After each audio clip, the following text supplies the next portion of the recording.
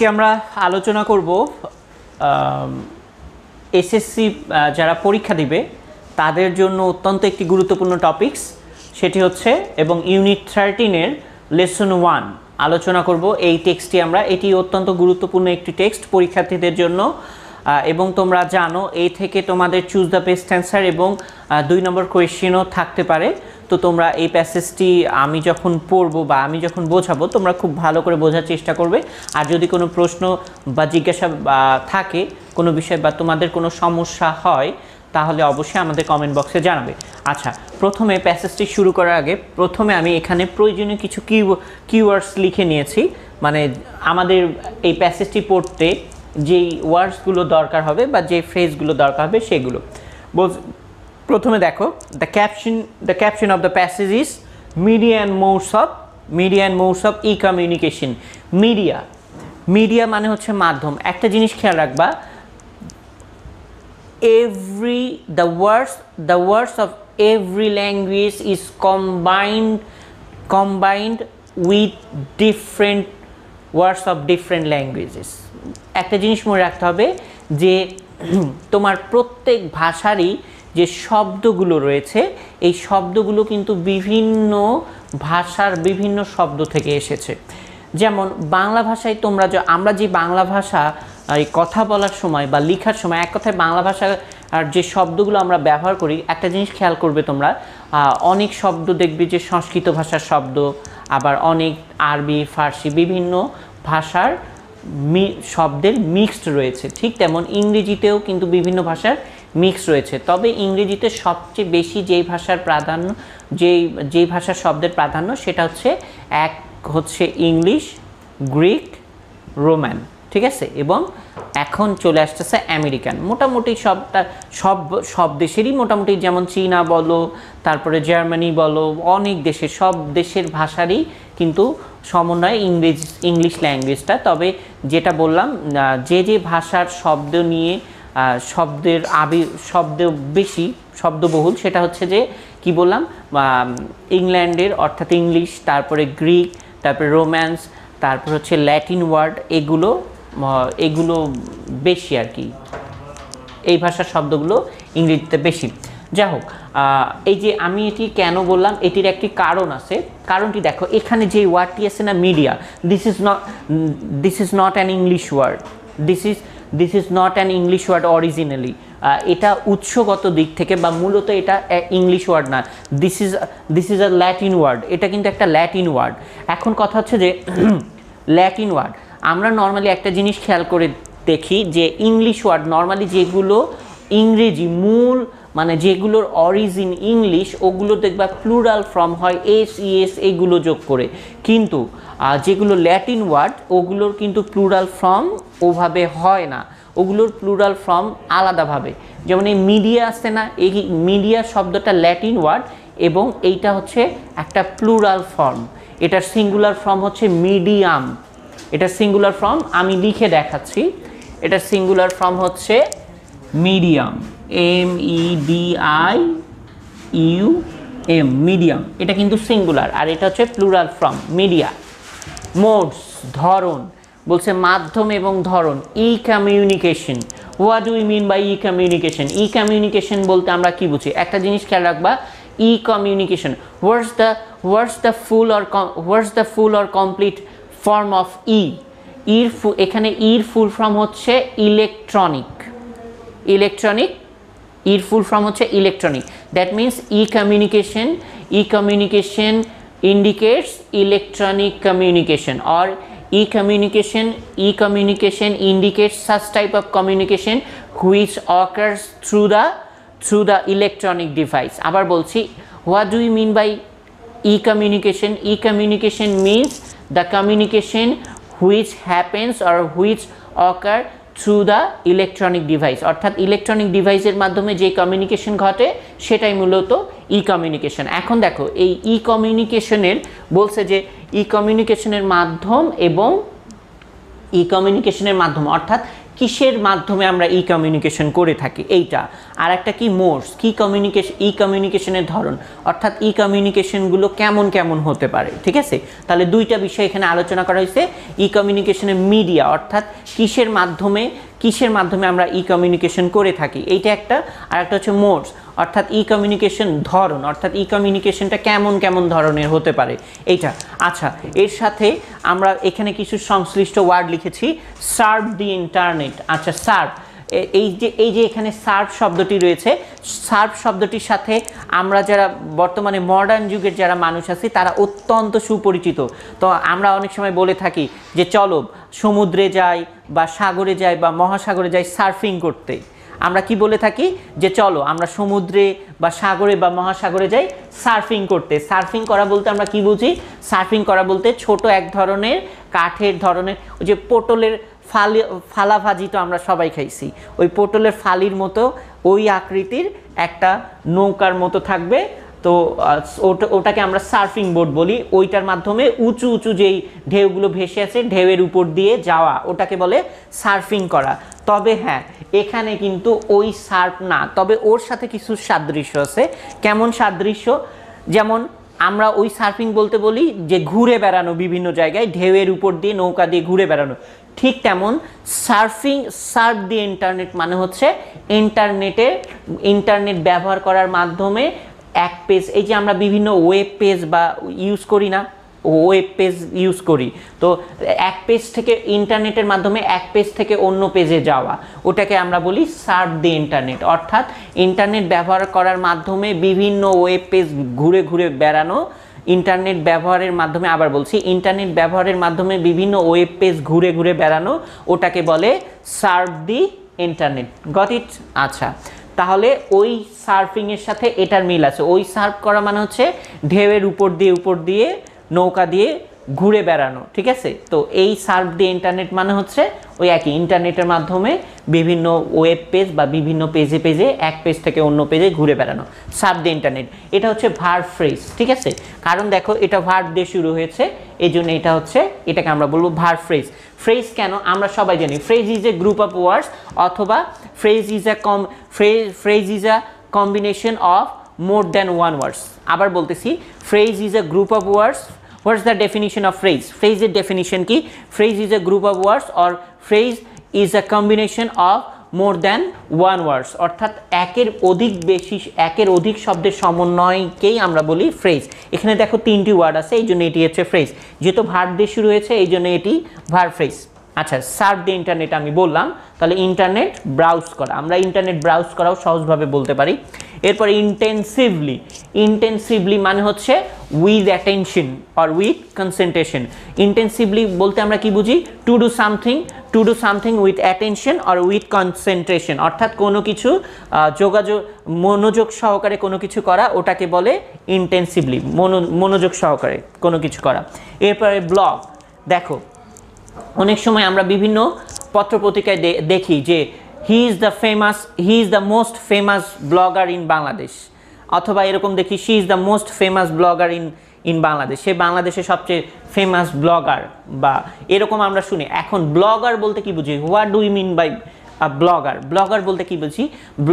এটা বুঝতে হলে আমাদেরকে we have to understand blog first. প্রথমে আমাদেরকে আগে ব্লগ বুঝতে হবে। ব্লগ কি?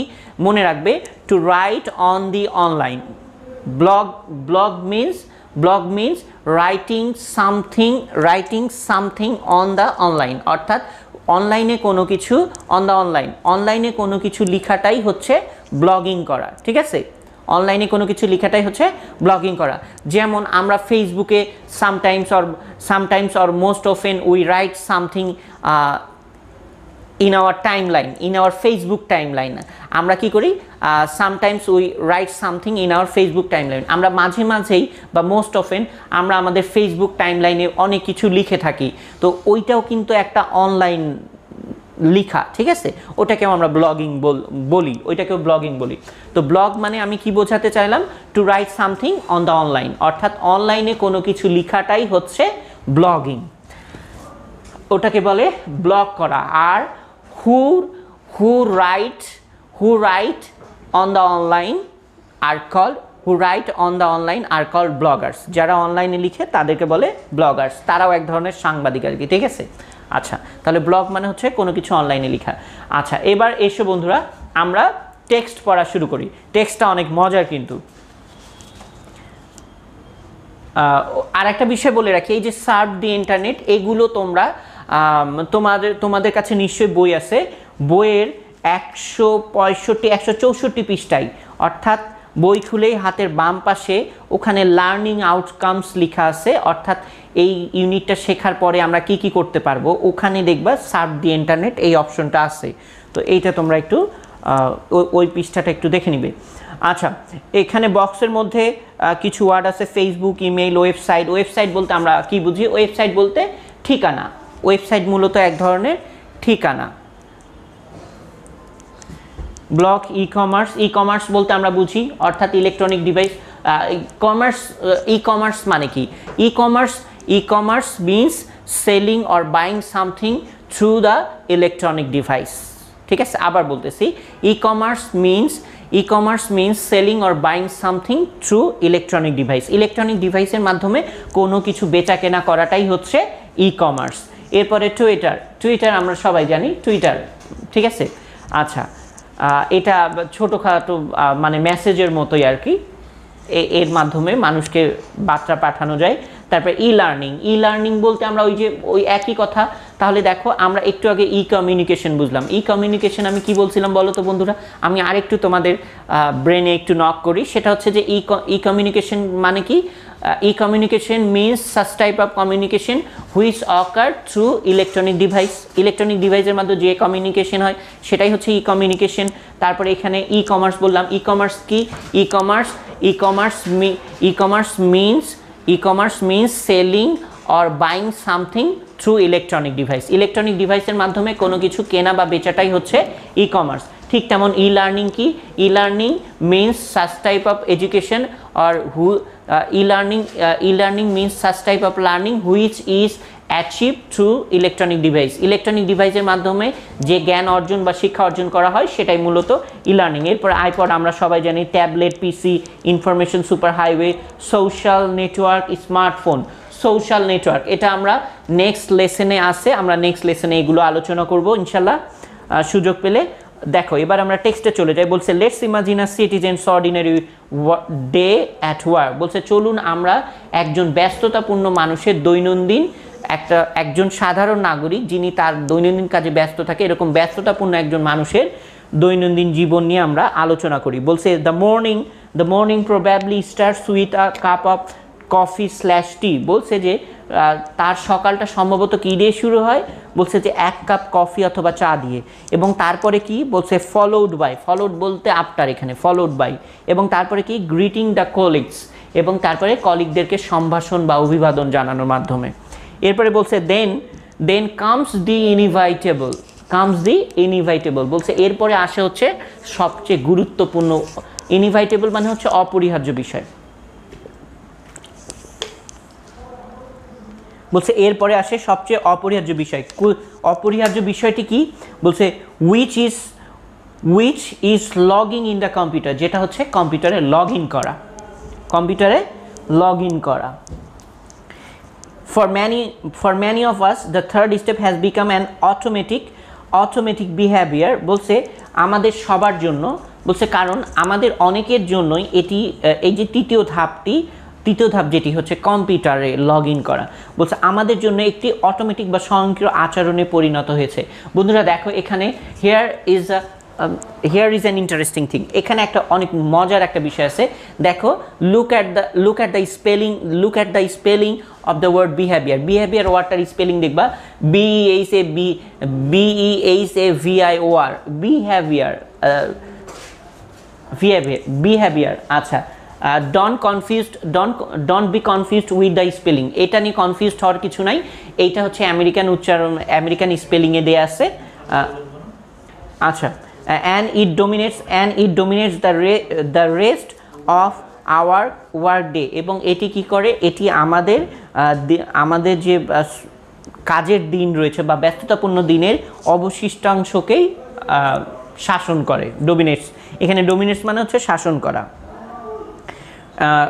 তারপরে বলছে receiving and sending dozens of emails, এবং আমরা এর মাধ্যমে কি করি, receiving and sending dozens of emails, এর মাধ্যমে আমরা ডজেন ইমেল পাঠাই এবং গ্রহণ করি। An email is an electronic mail, বলছে ইমেল হচ্ছে এক ধরনের ইলেকট্রনিক মেল। ইলেকট্রনিক আমি আগেই বলে দিয়েছি, ইলেকট্রনিক ডিভাইস যেমন মোবাইল, কম্পিউটার, ল্যাপটপ, ট্যাব, এগুলো হচ্ছে these are called electronic devices, এগুলোকে বলা হয় ইলেকট্রনিক ডিভাইস। বলছে একটা ইমেল মূলত কি, এটা এক ধরনের ইলেকট্রনিক মেইল বা চিঠি। একটা জিনিস, what's the difference between an email and a letter. একটা ইমেল এবং অর্ডিনারি বা হচ্ছে the letter of the past time, এই তোমার হচ্ছে ইমেল এবং লেটারের মধ্যে তফাৎ কি? তফাৎ হচ্ছে যে আগে লেটার মানে প্রেরণ করা হতো হ্যান্ড টু হ্যান্ড মানুষের মাধ্যমে, আর এখন হচ্ছে ডাইরেক্ট কম্পিউটারের মাধ্যমে, যন্ত্রের মাধ্যমে, ইলেকট্রনিক ডিভাইসের মাধ্যমে। এই জন্যই যেই চিঠিকে আমরা ইলেকট্রনিক ডিভাইসের মাধ্যমে প্রেরণ করি সেটাকেই আমরা বলি, আদান প্রদান করি, সেটাকে আমরা বলি ইমেইল। এটাও এক ধরনের চিঠি, আগেকারই চিঠি। বলছে it's a computer aided way of exchanging digital text. বলছে এটা কি, এটা মূলত একটা কম্পিউটার নির্ভরশীল মাধ্যম। It's a computer aided way, এটা হচ্ছে কম্পিউটার নির্ভরশীল একটা মাধ্যম of exchanging digital text message from a sender to one or multiple recipients. বলছে এটা হচ্ছে কম্পিউটার নির্ভরশীল একটা পদ্ধতি। কিসের পদ্ধতি? ডিজিটাল টেক্সট মেসেজ একজন প্রেরকের কাছ থেকে আরেকজন এক বা একাধিক প্রাপকের কাছে পাঠানো হচ্ছে এটা একটা কম্পিউটার নির্ভরশীল একটা প্রযুক্তি। তো বন্ধুরা, আজকে আমরা এই অধ্যায় থেকে অনেক গুরুত্বপূর্ণ কিছু তথ্য জানতে পেরেছি। তোমরা অবশ্যই ই কমিউনিকেশন কি, এই প্যাসেজ থেকে বা এই টেক্সট থেকে আমরা আজকে জেনেছি what is E communication, what is e commerce, ঠিক আছে। তারপরে হচ্ছে হোয়াট ইজ ই লার্নিং, এবং আমরা কি করেছি, we have known some important phrases and words as well from this text. এই আমরা হচ্ছে এই প্যাসেজ থেকে কিছু ইম্পর্টেন্ট ফ্রেজ এবং ওয়ার্ড মিনিংও জেনেছি। তো তোমরা এগুলো খুব ভালোভাবে আয়ত্ত করবে, আয়ত্ত করার পরে প্যাসেজটা পড়বে এবং এই প্যাসেজটি পড়ার পরে তোমাদের মডেল বইয়ে যেই প্রশ্ন, চুজ দ্য বেস্ট অ্যান্সার এবং কোয়েশ্চেন আছে, সেগুলো তোমরা নিজে নিজে চেষ্টা করবে। If you face any troubles or any problems, please ask for our help. আমাদের সাহায্য তোমরা অবশ্যই কমেন্ট বক্সে তোমাদের প্রবলেমগুলো জানাবে। ইনশাল্লাহ তোমাদের সমস্যার সমাধান দেওয়ার যথাসাধ্য চেষ্টা করব। তো সবাই ভালো থাকবে, সুস্থ থাকবে। সবাইকে অগ্রিম ঈদের শুভেচ্ছা, ঈদ মোবারক।